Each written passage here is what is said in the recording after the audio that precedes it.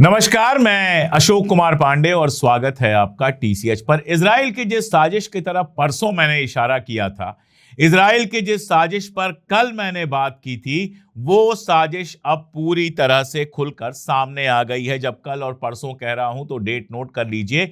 आज 27 मई है, मैं बात कर रहा हूं 26 और 25 मई की। अगर आप मेरे वीडियोस देखेंगे या अगर आपने वीडियोस देखा होगा तो मैं इजराइल की इस साजिश की तरफ लगातार इशारा कर रहा हूं। और मैंने एक नाम लिया था, मेरे दर्शकों को अभी तक याद हो गया होगा। वो नाम है लिंडसे ग्राहम का। लिंडसे ग्राहम है तो अमेरिका का सेनेटर, लेकिन रोज मैं आपको ये बात बताता हूं कि वो जो कुछ बोले, ये समझिए कि वो इजराइल की तरफ से बोल रहा है। जो इजराइल सीधे नहीं बोल सकता, वो लिंडसे ग्राहम से बुलाता है, वैसे ही जैसे जो ट्रंप सीधे नहीं बोल सकता, वो बराक रॉबिट से बुलवाता है। तो लिंडसे ग्राहम का जो नया बयान आया है, उस बयान में वो पाकिस्तान की मजम्मत कर रहा है। वो कह रहा है कि एक मीडिएटर के तौर पर, बातचीत कराने वाले के तौर पर पाकिस्तान के ऊपर भरोसा नहीं किया जाना चाहिए। पाकिस्तान कोई भरोसेमंद मीडिएटर नहीं है। ये बात तो आप समझ ही रहे हैं कि पाकिस्तान मीडिएटर जब से बना, इजराइल इस चीज को पसंद नहीं कर रहा है। पाकिस्तान के मीडिएशन को वो मिडिल ईस्ट में पाकिस्तान की दखलंदाजी की तरह देख रहा है। और चूंकि पाकिस्तान जो है वो एक न्यूक्लियर कंट्री है और इकलौता इस्लामिक स्टेट है जो न्यूक्लियर स्टेट है, इसलिए उसको ये डर है कि पाकिस्तान का दखल मिडिल ईस्ट में लगातार बढ़ता जाएगा। और दो चीजें एक साथ हो रही हैं, एक तो पाकिस्तान का दखल बढ़ रहा है और दूसरा ये हो रहा है कि समझौता जो ये पूरा का पूरा हो रहा है ईरान के साथ, वो इजराइल के लिए काफी मुश्किल से भरा है। वो बिल्कुल नहीं चाहता है इजराइल के साथ समझौता हो, वो चाहता है इजराइल के साथ जंग चलती रहे। देखिए, बेन ग्वेर के बारे में भी आप जानते हैं, इजराइल का सबसे नफरती मिनिस्टर, जिसका वीडियो अभी वायरल हुआ था जब फ्लोटिला आई थी और वहां जो फ्लोटिला के लोग थे उनको जेल में बंद करके, उनके हाथ पांव बांध के, घुटनों के दम पर बिठाकर उनके साथ जो वो बदतमीजी कर रहा था, उसका वीडियो वायरल हुआ था, आपने भी देखा होगा। वो बेन ग्वेर कह रहा है कि ईरान के साथ अमेरिका का जो समझौता है, that is bad for Israel. वो इजराइल के लिए अच्छा नहीं है, वो इजराइल के लिए बुरा है। तो एक तरफ इजराइल के अंदर से ये आवाजें हैं। नेतन्याहू का लंबा ट्वीट आपने देखा ही था, जिसमें उसने न्यूक्लियर डस्ट वाला मामला लाकर सामने रख दिया था, जिसके बाद ट्रंप लगातार कह रहे हैं कि न्यूक्लियर डस्ट को हर हाल में ईरान से आना होगा। अमेरिका और ईरान के जो सुप्रीम लीडर हैं, जो रहबर आजम हैं मुस्तफा खामनेई, वो बहुत साफ साफ कह चुके हैं, उनका बयान आ चुका है कि किसी भी हालत में जो हमारा एनरिच्ड यूरेनियम है वो अमेरिका नहीं जाना चाहिए। और इसके साथ साथ ईरान ने जो अपने एसेट डिफ्रीज करने की बात की थी, वो भी नहीं मान रहे और साथ में ये कह रहे हैं कि पाकिस्तान, सऊदी और मिडिल ईस्ट के बाकी स्टेट अब्राहम अकॉर्ड कर लें। ये सारा कुछ इजराइल के दबाव में हो रहा है। और लिंडसे ग्राहम का बयान जो आया है कि पाकिस्तान एक सही मीडिएटर नहीं है, हमारे लिए भरोसेमंद मीडिएटर नहीं है, ये भी इजराइल के कहने पर ही आ रहा है। और इस सबूत को अगर और समझना है तो चैनल 14 का एक इंटरव्यू है, जिसमें वहां का एक पत्रकार कह रहा है कि मेरे सोर्सेज बता रहे हैं कि पाकिस्तान की जगह कतर को मीडिएटर बनाया जा रहा है। कतर के ऊपर इजराइल अपने तरीके से प्रेशर बना सकता है। आप जानते हैं कि इजराइल और अमेरिका के कहने पर ही कतर ने हमास का हेडक्वार्टर अपने यहां बनाने की इजाजत दी थी। और कतर से जो पैसे सीधे सीधे नेतन्याहू के पास गए थे, कतर गेट कहा जाता है, उस करप्शन का केस भी चल रहा है। तो कतर के साथ इजराइल के अंदर अंदर अच्छे रिश्ते हैं। कतर एक ऐसा मुल्क है जो सबके साथ रिश्ता बनाकर रखना चाहता है।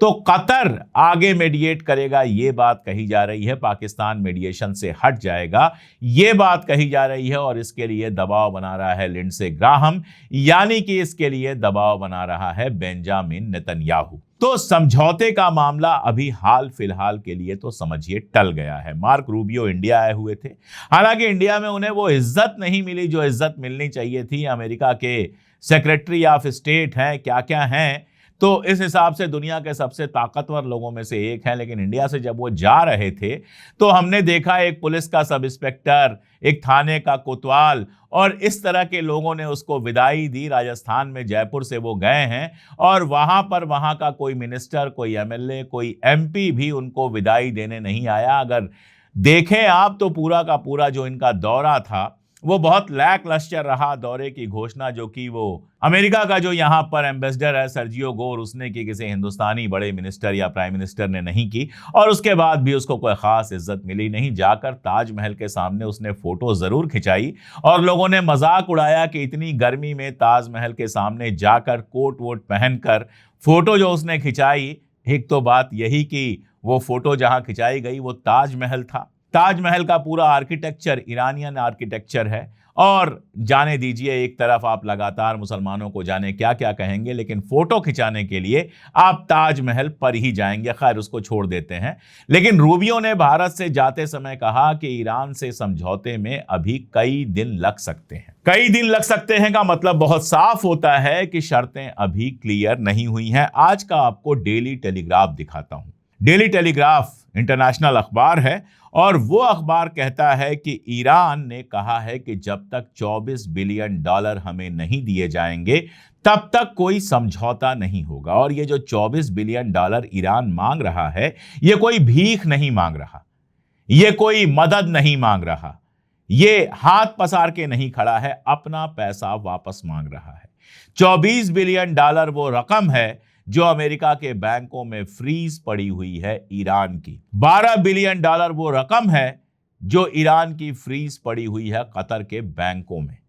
तो वो अपनी ही रकम को, अपने ही पैसे को, अपने ही एसेट को डी फ्रीज करने के लिए कह रहा है। और लगभग ये शर्त है कि जब तक ये अमाउंट डी फ्रीज नहीं होगा, जब तक ईरान को यह रकम वापस नहीं मिलेगी, तब तक ईरान समझौते के लिए नहीं जाएगा।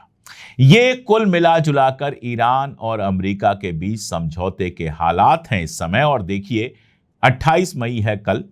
पूरी दुनिया में ईद उल जुहा मनाया जाएगा। अरब में उसको ईद उल अधा कहते हैं, हमारे यहाँ हिंदुस्तान में उसको ईद उल जुहा कहते हैं। हम लोग उसको बकरीद कहते हैं और बकरीद के नाम से ही जानते हैं। सारी दुनिया में मनाया जा रहा है, नमाज चल रही है, सब कुछ हो रहा है। लेकिन जब सब कुछ हो रहा है तो ईरान के वार पर मैं लौटूंगा। एक बार गजा के बारे में भी सोच लीजिए। जहां सारी दुनिया में बहुत हंसी खुशी के साथ ईद मनाई जा रही है, वहीं गजा में लोगों के बयान आ रहे हैं कि वो बाजार में जा रहे हैं, या तो सामान नहीं है, और अगर सामान है तो वो इतना महंगा है कि उसको खरीदने की उनकी औकात नहीं है।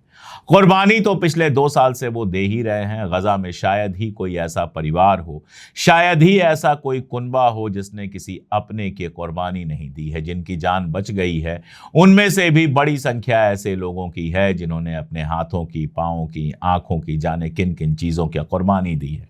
घर की कुर्बानी दी है, शहर की कुर्बानी दी है, और जितने कुर्बानियां दी गई हैं उनकी तो कोई गिनती भी नहीं कर सकता। कल की बात बताऊं कि कल जब नमाज की तैयारियां चल रही थी, जब वहां सब कुछ चल रहा था, उस समय इजराइल ने वहां अटैक किया और 7 लोगों को मार दिया। इजराइल का दावा यह है कि हमास के जो नए चीफ बने थे उनको मार दिया गया है। दावा कितना सही है कितना गलत है मैं नहीं जानता, क्योंकि अभी हमास की तरफ से कोई बयान नहीं आया है। लेकिन मैं ये जानता हूं कि तकरीबन रोज गजा के ऊपर किसी न किसी बहाने से अटैक किया जाता है और लोगों को मारा जाता है। इसके बावजूद गजा से नमाज वगैरह की कुछ बड़े खूबसूरत वीडियोस आई हैं, लेकिन लगातार उनकी ईद बकरीद सब काली हो रही है और इसके लिए सारी दुनिया जिम्मेदार है। तो मुझे लगा कि गजा की भी बात बीच बीच में करते रहना चाहिए। हुआ यही है कि ईरान वार के बाद हम सब धीरे धीरे गजा को भूलते गए हैं, जैसे वहां सब कुछ नॉर्मल हो गया है। ट्रंप एक प्लान लेकर आया था, आपको याद होगा, ट्रंप एक प्लान लेकर आया था, गजा पीस प्लान कहा गया था उसको। उसके लिए एक अकाउंट बनाया गया था कि इसमें वो पैसे आएंगे जिनसे गजा को फिर से बसाया जाएगा। आज की डेट में उस अकाउंट का बैलेंस है $0, नील। 1 पैसा, 1 रुपया, $1 उस अकाउंट में नहीं आया है, जो ये बताता है कि गजा के रीबिल्डिंग को लेकर ट्रंप कितना सीरियस है और दुनिया कितनी सीरियस है। किसी को कोई फर्क नहीं पड़ता, गजा में लोग मरते रहें, गजा तबाह होता रहे, किसी को कोई फर्क नहीं पड़ता। यही हमारे वक्त की हकीकत है। इसी के साथ मैं आपको एक और खबर देता हूं, जिस खबर को लेकर कल काफी बहस थी ट्विटर पर, सोशल मीडिया पर पूरे बहस थी। और वो खबर जेरूसलम पोस्ट में छपी थी, यानी इजराइल की सबसे बड़ी वाली गोदी मीडिया पर वो खबर छपी थी। खबर ये थी कि एक इवेंजलिस्ट जियोनिस्ट ने इवेंजलिस्ट जियोनिस्ट क्या होते हैं ये आप समझ लीजिए, होते तो ईसाई हैं लेकिन पूरी तरह से इजराइल के पक्ष में होते हैं, खुद को जायनिस्ट कहते हैं। ऐसे एक बंदे ने खबर दी थी जेरूशलम पोस्ट को कि यूएई के जो इस समय क्राउन प्रिंस हैं MBS, उन्होंने निजी बातचीत में उससे कहा था कि मैं तो कल इजराइल को तस्लीम करने को तैयार हूं, मैं कल इजराइल को मान्यता देने के लिए तैयार हूं, उसके साथ जो हमारे रिलेशन है उनको बिल्कुल नॉर्मल करने के लिए तैयार हूं। अड़चन अगर कोई है तो वो सिर्फ और सिर्फ किंग सलमान है जो अभी जिंदा है। किंग सलमान नहीं चाहते कि फलस्तीन वाले मुद्दे के रहते रहते इजराइल के साथ कोई दोस्ती की जाए, इसलिए मैं इजराइल के साथ दोस्ती नहीं कर रहा हूं। अब देखिए, पहली बात तो यह कि यह खबर छपी है इजराइल की गोदी मीडिया में, इसलिए जो मैं कहता हूं इसको हमेशा पिंच ऑफ सॉल्ट के साथ लीजिए, यानी इस खबर पर आंख मूंदकर भरोसा मत कीजिए, मत मानिए कि जो बात वो कह रहा है वो बात सही है। दूसरी बात कि हाँ, सही हो भी सकती है, हम नहीं जानते हैं। हम इतना तो जानते हैं कि किंग सलमान जिंदगी भर फलस्तीन की बात करते रहे, अभी भी वो हयात हैं, हमेशा वो फलस्तीन की बात करते रहे, इजराइल से उन्होंने कभी कोई दोस्ती नहीं की। लेकिन हम ये नहीं जानते कि MBS आगे क्या सोच रहे हैं, इसलिए सही भी हो सकता है, गलत भी हो सकता है। गलत होने की संभावना इसलिए ज्यादा है कि यह खबर तो जेरूशलम पोस्ट ने छाप दी, लेकिन एक बार भी सऊदी अरबिया से या MBS से यह पूछना गवारा नहीं किया कि यह खबर सच है कि नहीं। मान लीजिए मैं कोई खबर छाप दूं कि मुझसे फलां की बात हुई और फलां ने यह बात कही, तो ये तो मेरी बात हो गई ना, फलां ने ये बात कही कि नहीं कही, इसको कंफर्म तो फलां करेंगे। तो अगर कोई खबर छापनी है तो मेरी बात सुनने के बाद फलां से भी बातचीत करनी जरूरी है, लेकिन ये जरूरत नहीं समझी जेरूशलम पोस्ट ने, क्योंकि इस समय यह खबर इजराइल के लिए बहुत ज्यादा मदद देने वाली है। यह खबर जब अरब वर्ल्ड में जाएगी तो लोग सोचेंगे अच्छा MBS तैयार है, सबसे बड़ा अरब मुल्क तैयार है इजराइल के साथ दोस्ती के लिए, फिर हमें क्या दिक्कत है, हम भी तैयारी कर लेते हैं। एक माहौल बनेगा कि अब्राहम अकार्ड करने के लिए सऊदी अरबिया तैयार हो गया। और यह माहौल किसकी मदद करेगा? आप जानते हैं, यह माहौल इजराइल की मदद करेगा, जिसने पहले लिंडसे ग्राहम की मदद से यह सवाल उठाया कि ईरान डील के साथ साथ सारे अरबिक स्टेट और साथ में पाकिस्तान और वगैरह वगैरह इन सब का अब्राहम अकार्ड होना चाहिए इजराइल के साथ। उसके बाद ट्रंप ने ट्वीट किया जिसमें पाकिस्तान को भी शामिल कर दिया, इजिप्ट को भी शामिल कर दिया और साथ में शामिल कर दिया तुर्की को, जबकि पाकिस्तान, इजिप्ट, तुर्की और सऊदी अरब मिलकर एक इस्लामिक नाटो बनाने की बात कर रहे थे। तो इस्लामिक नाटो को पहले ही, पैदा होने से पहले ही खत्म करने का खेल है ये, और साथ में इजराइल से सबका समझौता करा देने का है ताकि फलस्तीन का मामला हमेशा के लिए दब जाए। जैसे बहरीन और UAE ने अब्राहम अकार्ड किया हुआ है इजराइल के साथ, वैसा ही अकार्ड बाकी सबके साथ कराने के लिए प्रेशर बना रहे हैं ट्रंप। यानी जो मैदान जंग में हासिल नहीं कर सके वो हासिल करना चाहते हैं समझौते की टेबल पर।